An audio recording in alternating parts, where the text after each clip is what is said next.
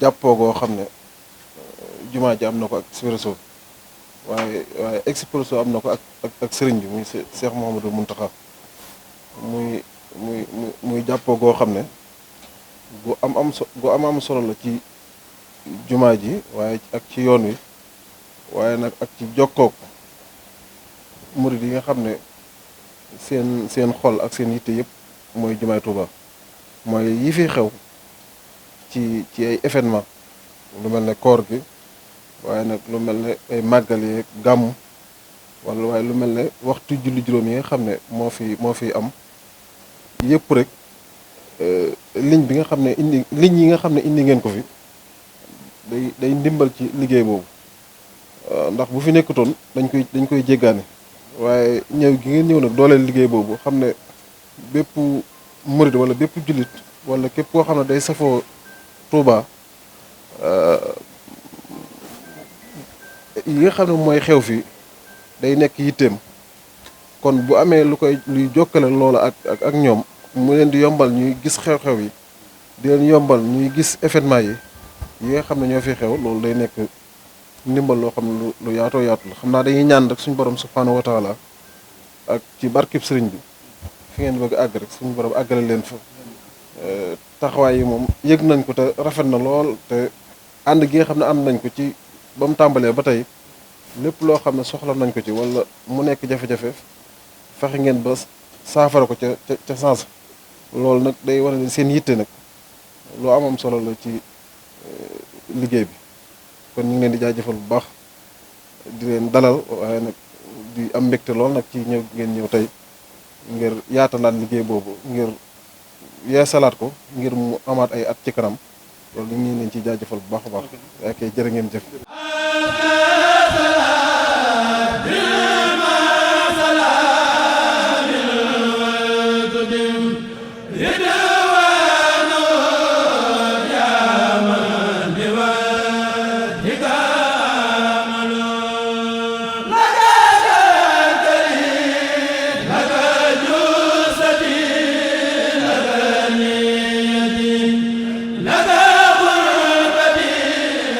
ñëw jiital ñu ci liggéey bi wóoluñu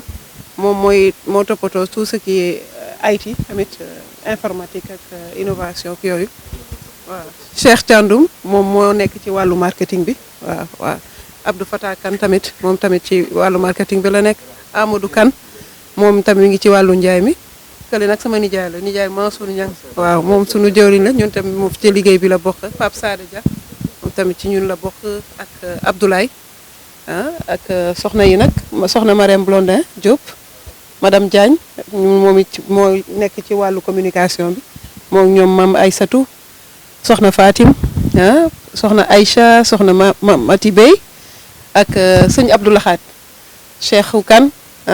soxna Fatima waaw soxna Marie-Louise ana soxna Marie-Louise waaw soxna Maam Diarra mooy soxna Maam Diarra wu Expresso waaw lépp lu ñu fay yëngatu daal moom moo ci dagaanu takk ndigam waaw muy équipe boo xam ne macha allah ñoom bu ñu nekkul woon sama ginnaaw tey lii yëpp du mën a nekk donc di leen sant di leen gërëm te di ñaan yàlla yéene yi yàlla ko yàlla mottali ci barke béréb bii ñu toog ci barke Ramadan ci barke alxuraan ci barke xasida yàlla nekk seen feeñ ci réew mi waaye nag ba génn sax bitim réew ba fu ñuy jëfandikoo réseau boo xam ne lu jëm ci téléphone ak internet ak yeneen yi ci aju yéen ngeen bokk ci ñi ci jiitu yàlla mën na ko yàlla na ko def waaye fi ngeen ko defee nag moom képp koo xam ne mas na fee yëngu lu mu tuuti rek ci wàllu liggéeyam suñu borom dana ko feeñal bii nag yàlla na bokk ci yooyu.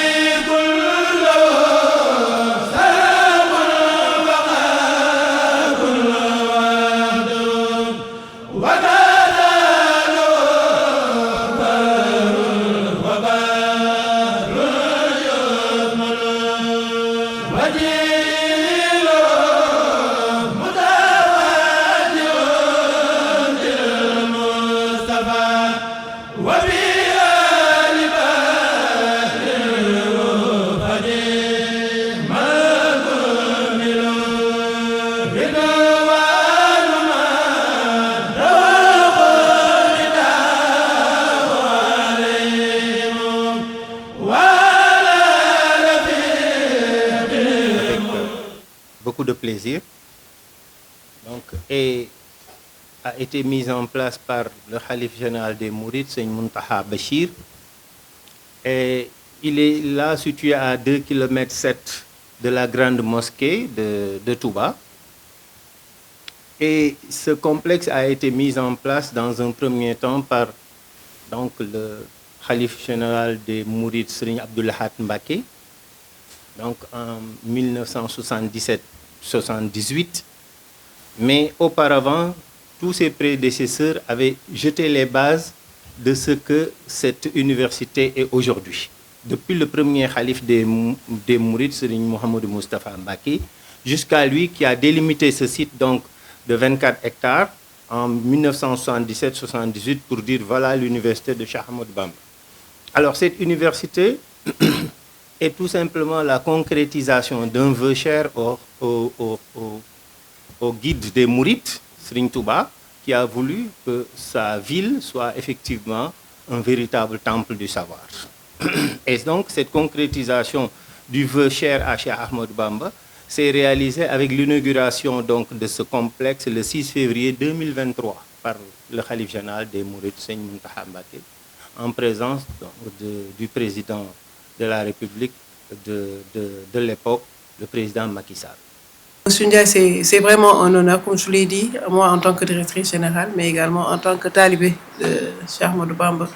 d'avoir cette possibilité de venir dans la ville sainte de Touba et de pouvoir marquer, je dirais, nos empreintes par rapport au travail qu'on est en train de faire au Sénégal et par rapport aux services qu'on délivre aux populations sénégalaises. Aujourd'hui, cette présentation nous a permis de comprendre un peu plus l'université et tout ce qui se fait dans l'université. Et nous vous félicitons vraiment pour ce travail, je dirais, acharné, et toute l'équipe. Vraiment, à ma grande surprise, je ne savais pas qu'il y avait même des jeunes enfants qui apprenaient le courant. Donc, quand on parle d'université en général, on pense que c'est juste les étudiants, ceux qui ont déjà le bac. Et c'est vraiment un complexe et vraiment toutes nos félicitations dans ce sens. Expresso Sénégal, opérateur de téléphonie qui exerce commercialement depuis 2009, aussi bien pour le grand public que pour les segments entreprises.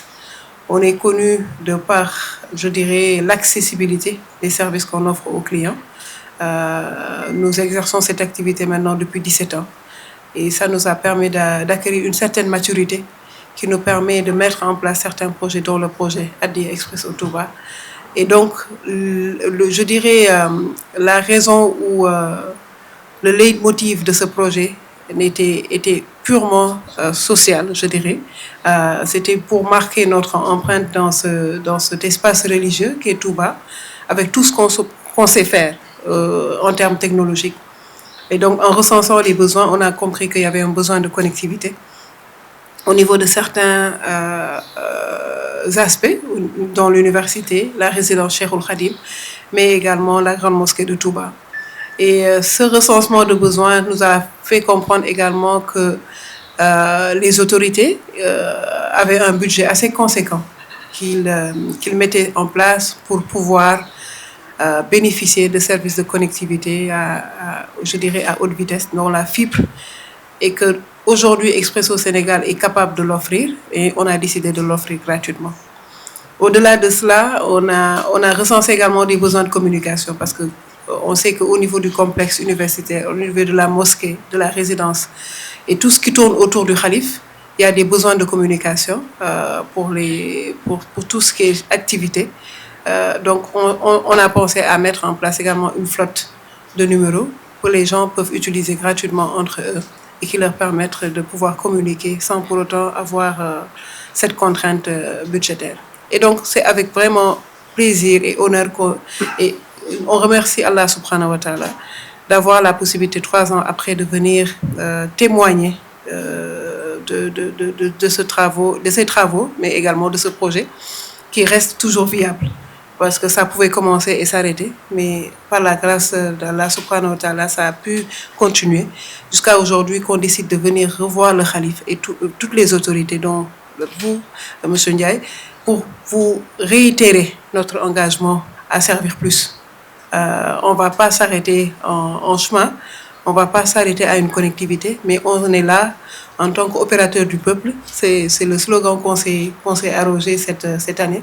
pour pouvoir répondre à des besoins qui sont des besoins qui peuvent impacter des vies. Parce qu'aujourd'hui, toute cette jeunesse qui est formée dans cette université, ce serait un honneur et puis c'est quelque chose à raconter aux générations futures pour dire qu'Expresso Sénégal a pu contribuer de façon symbolique à la formation de ces jeunes. Et donc, c'est ce qui nous anime. Et aujourd'hui, c'est la raison de la visite de ce jour. Et nous tenons à remercier le président Al-Badawi qui nous avait accepté également la volonté, donc quand on venait il y a 3 ans de cela, remercier toute l'équipe en votre personne et toutes les personnes présentes et absentes. Et sachez que Expresso Sénégal est un partenaire pour Touba et ça saura répondre à tout besoin à tout moment, Inch'Allah. C'est un peu notre contribution à l'édification du monde nouveau, mais surtout notre participation à l'éclosion du savoir et surtout le savoir religieux. Nous, dans ce complexe, nous formons nos enfants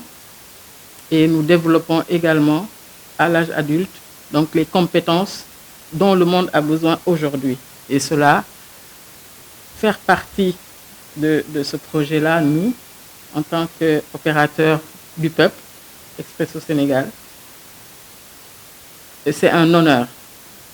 Je ne parle même pas de la dimension religieuse, du fait que le calife Cheikh Al-Muqtada a accepté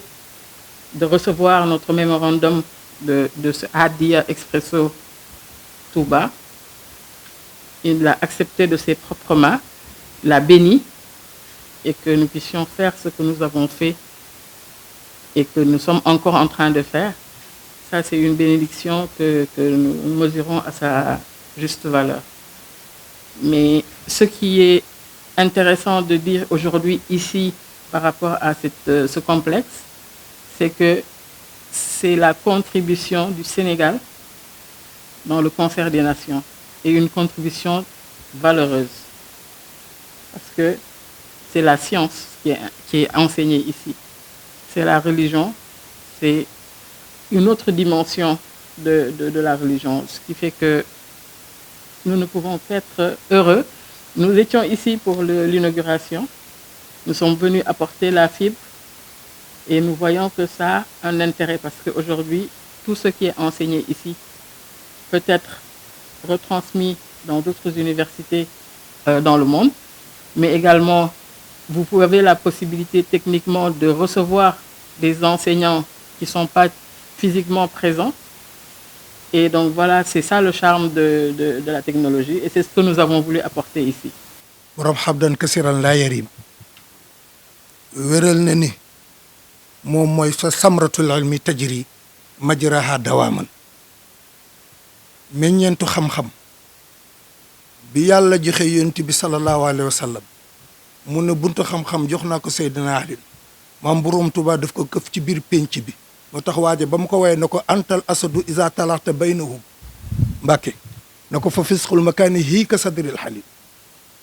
bi xam-xam ne cëpp ci pénc bi ba wasaaroo gaa yi tiiraloo ko doon nga gaynde si ñoom seen biir ba nga buufoo ñoom ñëpp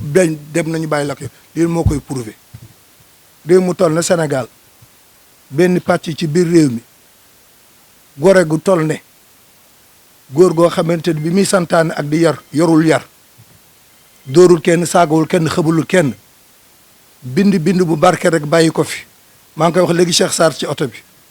mu dem wane gannaaw sa taatam yi teg ci biir dëkk doxal la mu nekk lu yàlla nangul boppam la bu ci yàlla ubbilee pocc nag ak poqit lu toll ne Expresso ñu juuxaale ci ba am ci jëf joole ñu nangul di ko directrice waxee sant delloo sant yàlla rek la yal na yàlla doxalee lépp di ay sant jëf bi yal na yàlla kawel njot Fatou wax na wax bu am solo loo gis mu commencé lu ne am na fu mu yem tey Expresso danañ commencé far saw doon directrice bu ëllëgee mu nekk ci leen ñu nit ñu nekk ci leen waaye ñaan na yàlla keneen ku fi taxawati mbébét bii ñu taxawal yàlla na sax jëm kaloo te loolay wax kon jëfalul boppam dafa jëfal pour adduna bi yëpp yal na ko yàlla boo leen def yàlla nangu ama zalika àla lay bal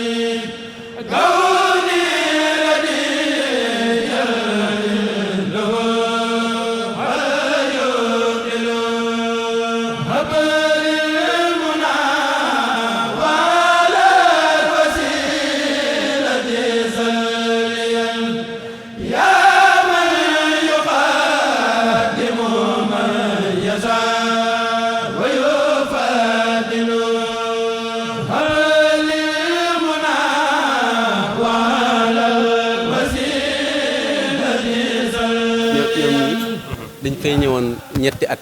ci ginnaaw amoon yéene joxe seen addiya ci dëkk bi ca boobee ñu doon ci liggéey ak sëñ Modou Awa Balla mi ak sëñ Maam Thierno Mbacke ca université bi addiya dañ amoon nag ñoom waa Expresso Sénégal moo doon dañoo seetoon ne jumaay Tuubaa daana fay loolu ñu wax internet te ñu xam ne loolu jaaduwut ñu ne kon jumaa ji moom bëggatuñu mu fay moom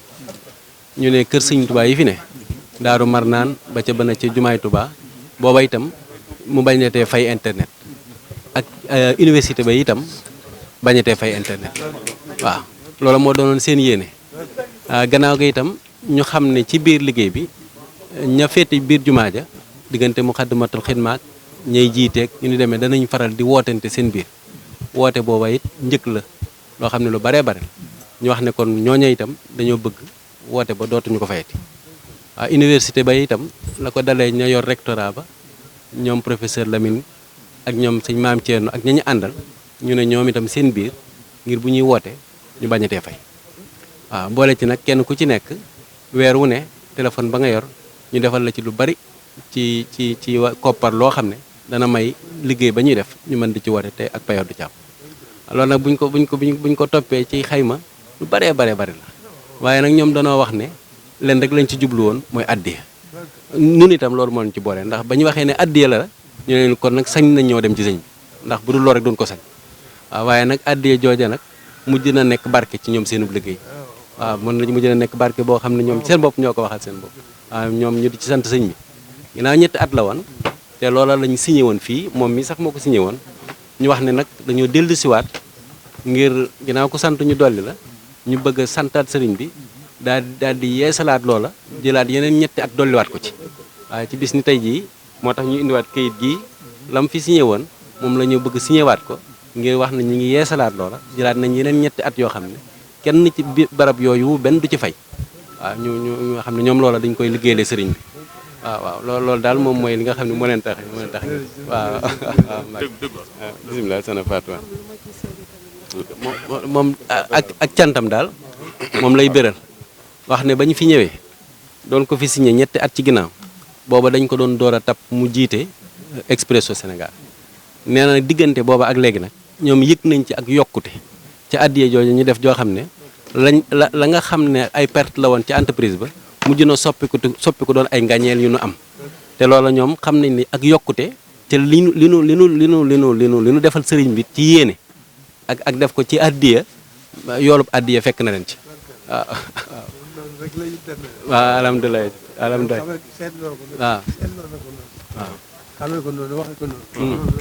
mu ne ginnaaw seetloo na ko noonu xamee ko noonu doxale ko noonu waaw mun li ci am solo mooy pëste bi nga ko defee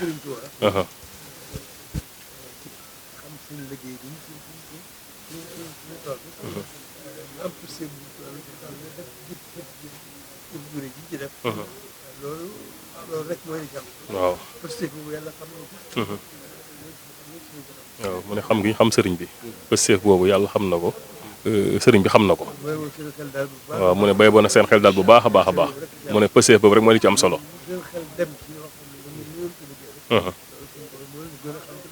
waaw mu ne lu seen xel dem rek alhamdulilah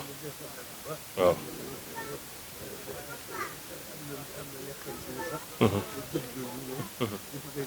alhamdulilah alhamdulilah waaw waaw alhamdulilah day leeral taxawaay beeg yitte ji rek ak jëf ju réy ji ñu xam ne ki tax muy jëf gis nañ ko muy sëriñ bi gis na lépp kon da nga xam ne jëf yooyu jëfi sëriñ bi la kon moom ñaan rek lay def suñu borom gën a dolli kàttan ngay wér gi ba liggéey bii ngeen liggéey sëriñ Tuubaa ngeen am ci ndam incha allah